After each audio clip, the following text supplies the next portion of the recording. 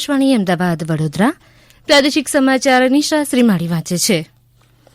કેન્દ્રીય ચૂંટણી પંચ દ્વારા રાજ્ય વિધાનસભાની ખાલી પડેલી 8 બેઠકોની પેટા ચૂંટણીની જાહેરાત કરવામાં આવી છે. ગુજરાતની આ 8 બેઠકો લીંબડી, અબડાસા, મોરબી, ગઢડા, ડાંગ, ધારી, કરજણ અને કપરાડા માટે જાહેરાત કરી હતી. આ પેટા ચૂંટણી માટે આજથી જાહેરનામું બહાર પડતા ઉમેદવારી પત્રો સ્વીકારવામાં આવશે. 16 ઓક્ટોબર સુધી ઉમેદવારી પત્રો ભરાશે અને બીજા દિવસે 17 ઓક્ટોબરે ઉમેદવારી પત્રોની ચકાસણી થશે. 19 તારીખ સુધીમાં ઉમેદવારી પત્રો પાછા ખેંચી શકાશે.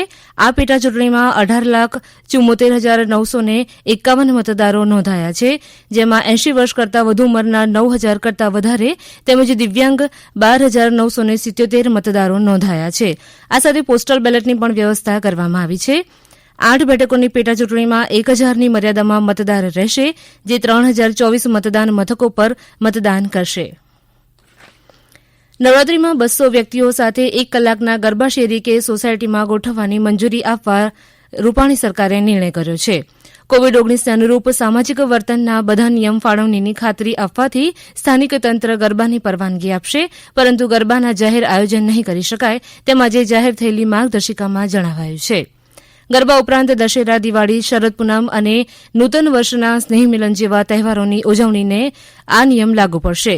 રૂપાણી સરકાર આ નિર્ણયનો અમલ 16મી ઓક્ટોબર 2020થી શરૂ કરશે.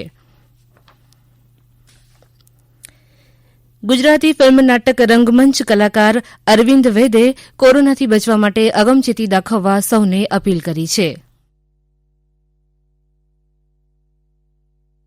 માસ્ક પહેરી રાખીએ છીએ, જ્યારે શૂટ કરવા અંદર જઈએ છીએ ત્યારે કાઢી લઈએ છીએ, રિહર્સલ દરમિયાન પણ આ રાખીએ છીએ. રૂમમાં આવીએ ત્યારે સૌથી પહેલા હાથ સાબુથી બરાબર ધોઈએ છીએ, સેનિટાઈઝર વાપરીએ છીએ અને અંતર તો જાળવીએ જ છે અને સરસ સાવચેતી રૂપે સેનિટાઈઝર વાપરીએ છીએ, સેનિટાઈઝ કરીએ છીએ. 100% તો એ એટલા માટે કરતા હોઈએ છીએ કે આ કોરોનાથી કેમ બચવું એમને ખબર છે.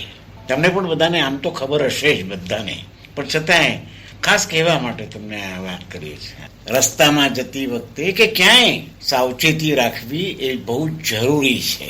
દરેક જણાય તો જ આપણે આમાંથી બચશું અને 100% બચશું જ.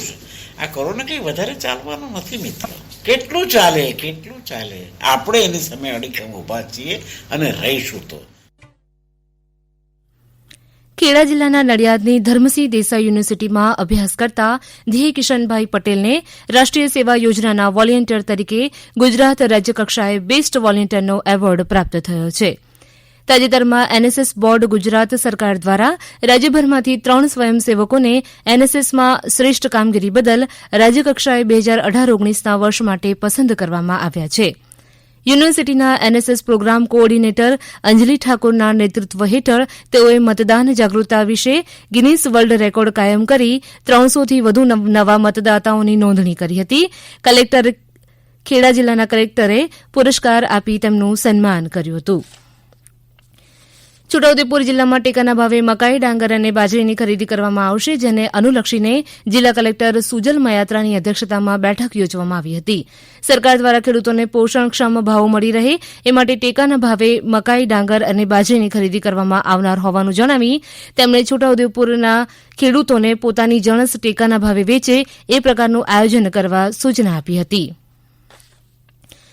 ગુજકોસ્ટ પ્રેરિત પ્રયોગશાળા જિલ્લા લોક વિજ્ઞાન કેન્દ્ર દ્વારા કોરોના મહામારી અંગે સાવચેતી કેળવતા વિવિધ પાસાઓ સાથેનું કોવિડ મોબાઈલ એક્ઝિબિશન ડાંગ સ્વરાજ આશ્રમમાં બાળકોને બતાવાયું હતું.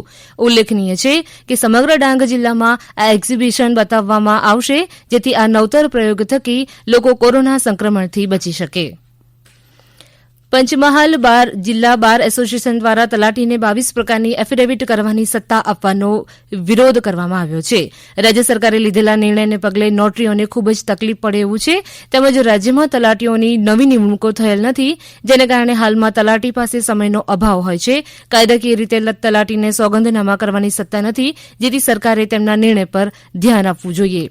સરકાર દ્વારા આ નિર્ણય પરત ખેંચવામાં નહીં આવે તો બાર કાઉન્સિલ ઓફ ગુજરાત દ્વારા આંદોલન કરવાની ફરજ પડશે એમ જણાવ્યું છે.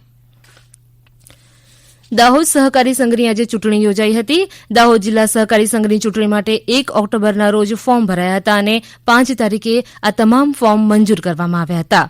7મી ઓક્ટોબરના રોજ આ ફોર્મ પાછા ખેંચવાની તારીખ હતી, પરંતુ આ 14 પૈકી ભરેલા 13 ફોર્મ યથાવત રહ્યા હતા અને આ તમામ ઉમેદવાર કોંગ્રેસના હતા, જેમાં ભાજપના કોઈપણ ઉમેદવારોએ કે અન્ય કોઈએ ફોર્મ ન ભરતા આ તમામ 13 ઉમેદવાર આજે બિનહરીફ જાહેર થયા છે.